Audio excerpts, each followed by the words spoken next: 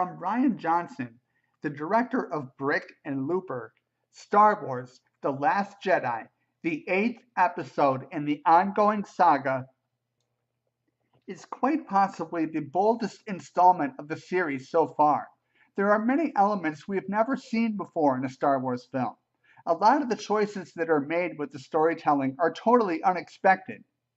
I'm going to break down those Force abilities in this video.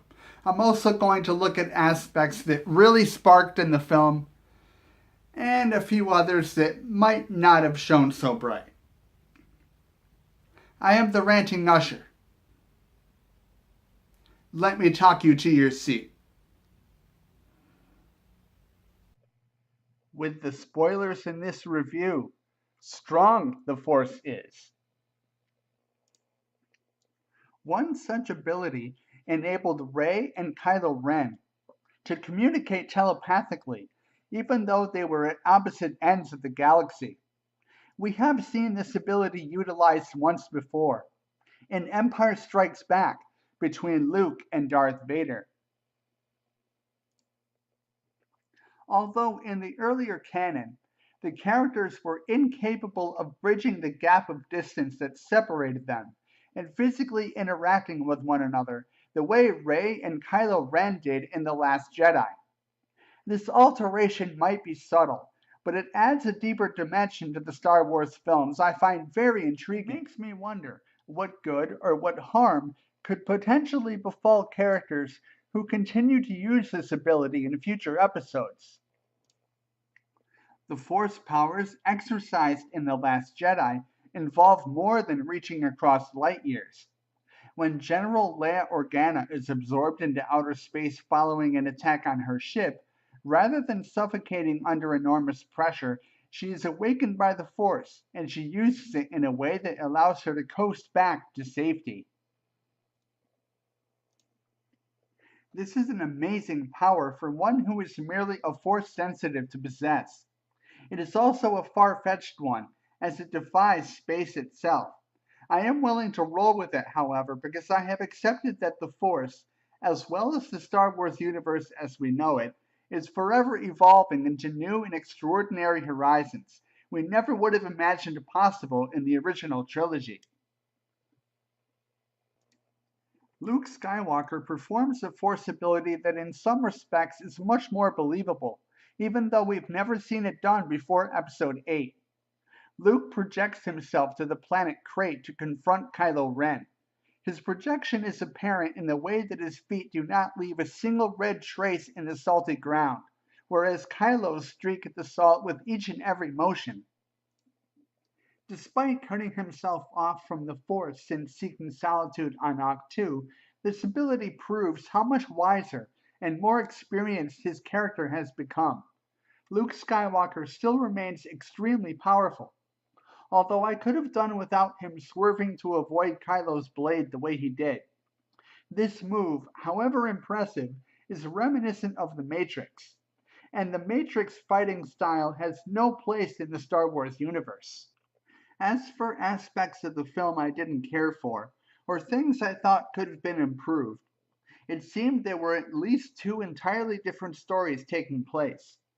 They do eventually intersect, but it takes a long time for them to do so. Poe Dameron's reckless battle tactics and flawed leadership skills no doubt pay homage to the fallen Han Solo.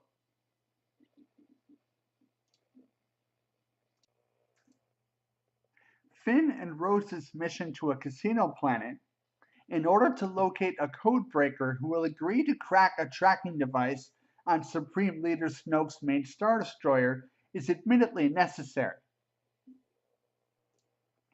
These storylines, however, serve as diversions from Luke, Rey, and the complex character arc of Kylo Ren, which I feel is where the film contains the richest substance. Those are the sequences I am most invested in, and yet they do not get nearly enough screen time. I found that the casino planet in and of itself to be obtrusive and distracting, even though the aliens encountered there are a few of the most creatively executed I've ever seen in a Star Wars film, from an aesthetic standpoint.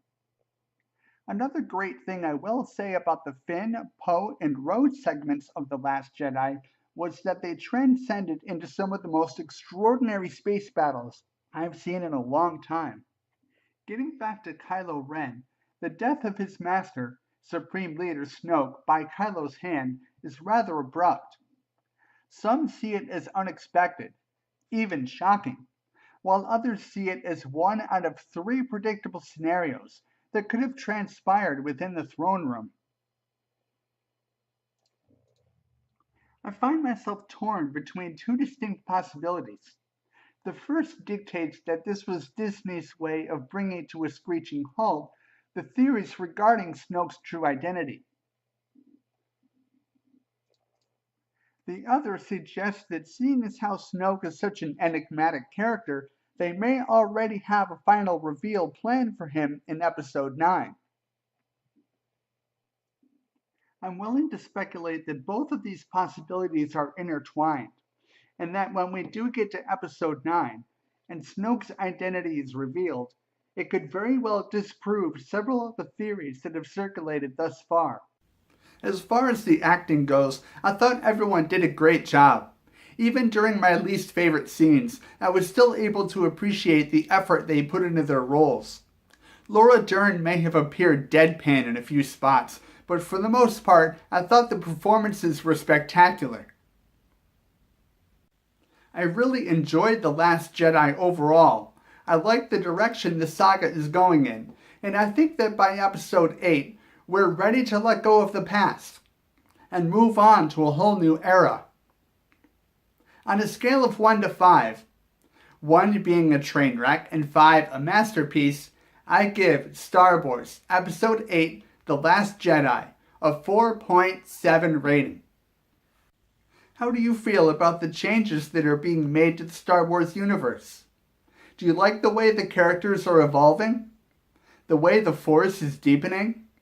Be sure to leave your thoughts in the comments down below. Thank you so much for watching. I am the Ranting Usher, and if you enjoyed this video, please click the thumbs up. You're also welcome to share, subscribe to my channel for more videos. May the Force be with you, and I'll see you next time.